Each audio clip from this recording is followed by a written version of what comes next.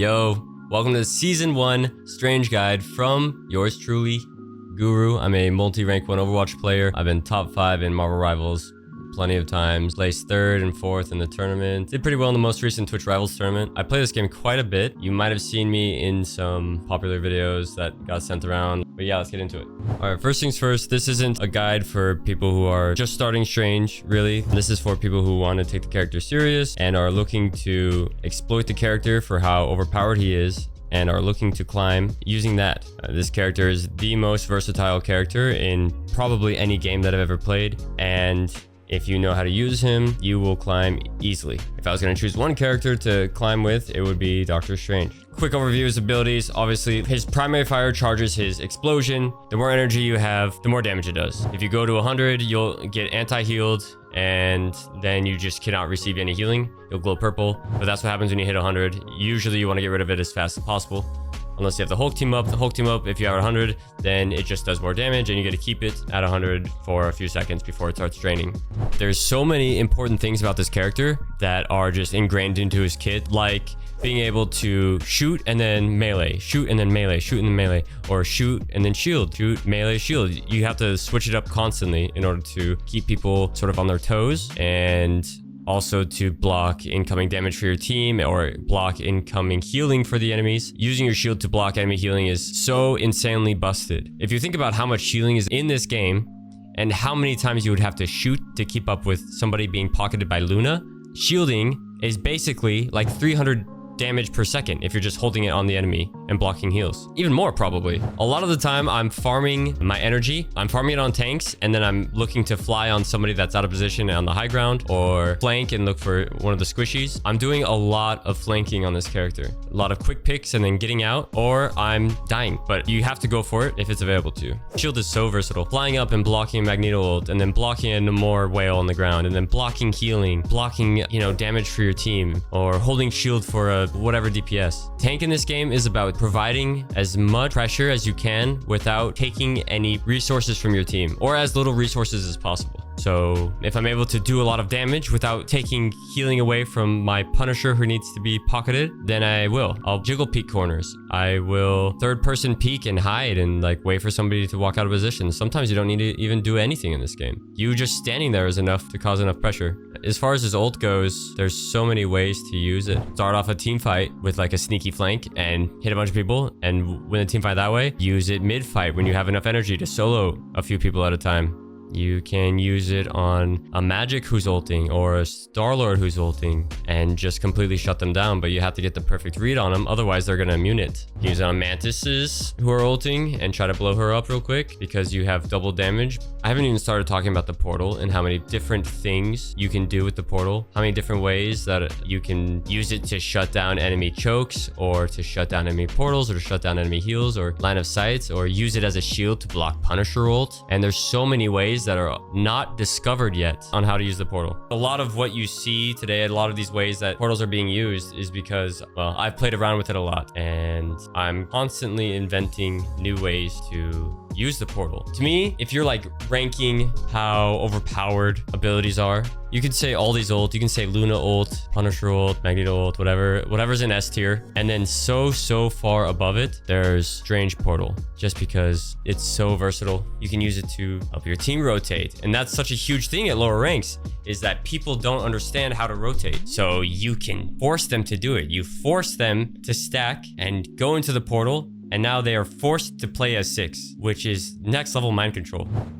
When should you be using portal? Pretty much whenever it's up, almost. If your team needs to rotate, especially if you just have a team wipe, it's a good way to get your whole team to stack up and play together and get you to the point easier. It's great for recontesting in King of the Hill, for example, but you should really be trying to utilize it as much as you can so you learn when it's good and when it's not. And sometimes you use a portal play and it just doesn't work out, and that's how it goes. It can be such a useful tool for recontesting, for helping your team rotate. Since portals obviously have the same cooldown no matter what team you're on, if they use their portal first to go to the point, and so do you, your portal's gonna be coming up at the same time. You can assume that most Stranges are looking to use their portal to get their team back to the point as fast as possible. So you can counteract that by kind of guessing when they're gonna use theirs. And it's quite reliable. You can kind of get the sense of whether or not a Strange is liking portaling his team or not. Usually, if they are a Doctor Strange main, they're going to be using their portals quite often. Probably every time it's up.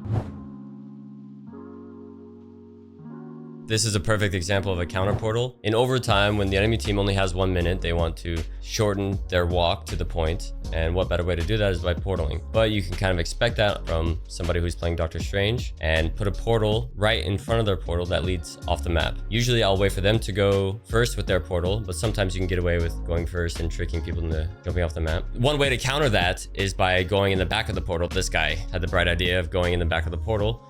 And then he tries to go back through, but he can't. Even if he could, it would have let him off the map. This might be silly to a lot of people, but I'm going to include it. This is just a generic walk-up for attack on most maps. So if the enemy team's playing defense, say they have the point or whatever. I'm spamming a little bit, poking when I can, but I'm really putting emphasis and importance on my shield and making sure no poke gets past me. I'm poking from different angles, trying to get the enemy tank's attention, and then just try to get a sneaky pick or just keep them busy for long enough for my supports and DPS to maybe get a pick. Here, I get low, I just hold my shield in the corner, this guy tunnels me, and my Hela is able to get a pick to start the team fight. Pizza Demon ends up getting a pick, and now I'm just making sure everybody lives. That's the main importance, and then pushing and finishing it off. I'm not keep going in their spawn, I'm not gonna go past, I'm just gonna go to a point and cap it, because there's no reason for me to be outside of the point. I'm looking to cap, and until this is done, there's no point in taking any other space. Here are a couple ways to start team fights as Strange. We had just won a team fight. I'm pushing up to try to get some poke in and kind of scout and see where everybody's going. I farm too much energy here, so I have to pop my E. I'm poking. They decide to push in, and they don't force me out, so I'm still on the flank. Since shift doesn't have any noise, I just shift behind and I hit their backline for free. I farm enough energy to one-shot the whole backline, and that's the team fight. Starting off a team fight down 2 is just a huge L. This is an ideal way to defend points as Doctor Strange. So I'm pushing up way in front of my team. I still have all my cooldowns up, scouting to see where everybody's going, pressuring them, making sure that I'm not able to just die randomly, get one shot. I'm farming as much energy as I can on the tanks. Here I see that my Cloak and Dagger hit a big blind, so that increases their damage taken. And I just decide to either backline, I get a pick. That's really nice. I'm going to keep playing defensive. I don't need to do anything else. They decide to use an ult. All I need to do here is stay alive. I end up getting my ult. I opt to go for it just to secure the team fight. Not needed here, maybe, but it definitely helped. And then, yeah, just clean it up with my E. And since their portal just came up off cooldown, and I have a feeling that they're looking to rotate, I decide to go for it. And I end up getting the read. I messed this up a bit. I didn't let them put down their portal first. This would have been perfect if I just waited 1 more second, and I would have got the whole team probably. I'd like to emphasize the importance of not using your ult when the enemy team has support ults running, because there's pretty much no point, right? You're almost never going to get picks unless your team is able to burst somebody down, or maybe you can cut off healing, but you need to make sure everybody's ready for that. And most of the time, especially in ranks, people are not going to be ready for it. So you need to make it easy for your teammates to follow up on your ult. Here I'm barely living, but I was gonna start this team fight off with a sneaky ult. They end up using Luna ult, so it's way more important that my team lives. There's such a low chance of me getting a pick here, so I'm just kiting out, and sort of baiting the enemy team into a favorable position for me and my team. I see an opportunity to use the jump pad here, and I turn this fight around even though we're down 2. That's how I get a lot of my good ults off, is by baiting and making the enemy team think that I'm trying to just live and escape this team fight. They get too confident, and then it's pretty much a free team fight, a free win. I end up using my portal here. I kind of mess it up a little bit. I leave an opening on that left side, but the idea is there, and honestly it's better than nothing, because it just means they can't use that right side, and they have to be smart enough to use the portal on the right side in order to get to the left side. They end up splitting up. I just use my E on the back line after farming it on the tanks. Team fight win. So even though I said that you probably shouldn't ult when the enemy has a support ult running, it still is possible to kill with range ult through support ult because of the high burst on his E, and you're doing double damage because you hit their spirit on the ult and you also hit them. Your AoE is doing double damage. You are able to burst through it, but most of the time it's not going to work. A lot of the time when I use my Strange E, I am just farming ult charge when they have support ults going. But there's a chance of you getting a kill if you time it right. So here we have a Rocket ult going, we have a Punisher ult going, and I just toss it out there, not expecting to really get a kill, but we had enough damage where, hey, people just die. It's very important to learn this tech. Most of the time, you can secure kills by just blocking. You're just holding shield in front of the enemy healers or on top of whoever they're trying to heal, and you can cut off their healing entirely. This works with Luna ult. This works with all the other support ults as well. But most importantly, it works with the enemy team's primary fires. So even if you don't have shield, as long as you're body blocking, they can't receive healing. This is how you can secure most kills. If you notice somebody's receiving a ton of healing, well, that's your job. It's on you to help your team get this kill. Versus Hela and Magnetos, I would say it's worth it about 99% of the time to get directly in their face when they're ulting. It's a great way to shut them down and kind of leaves no room for error if you're just right in front of their face. Your teammates will see that and then they'll try to play accordingly. Third person peeking, hiding behind a wall and looking past it is a skill that you really need to get good at in this game. It lets you avoid being seen, being shot at. It lets you see what the enemy is doing. High-ranked players are doing it all the time. It gives you such a huge advantage. You don't have to risk anything, and you gain infinite information. Say, sneak up on somebody, you have a winning matchup, and you don't want to be seen, and you want them to get closer so that you can blow them up or whatever. This was just like the most obvious example that I could think of. I just tossed it in. So pretty much the only bad time to pick Strange is when the enemy team is running a Wolverine and you're like solo tanking, or you have a Groot and you don't have a Magneto and their Wolverine's getting pocketed quite a bit. I've noticed that Strange can be difficult against that character in particular just because he doesn't have any counterplay to his grab. I don't really like solo tanking on Strange in general, just because you have so much more available to you in terms of resources as Magneto, and you can also play quite supportive on that character, where Strange is like, he's kind of more so the carry in most comps. But most of the time, it's a good choice to pick Doctor Strange.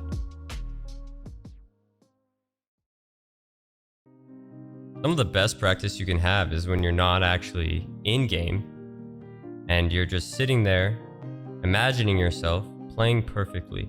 You're hitting every shot, every ability. You have perfect comms. Just keep imagining scenarios in which you're playing perfectly, and that will translate to your play. I promise you. I've done it. That's how I've improved it. Most games is just by thinking about different scenarios in which I am the victor. When the game feels like it's working against you, when somebody's flaming you, when nothing's going right, just remember that this is part of the process. What really matters is how you react. The outcome of a single game or a single session doesn't determine whether you're a good or bad player. It's about the journey. Some days you just lose all day, man, but if you find the good and you find points that you're improving at, then it's worth it.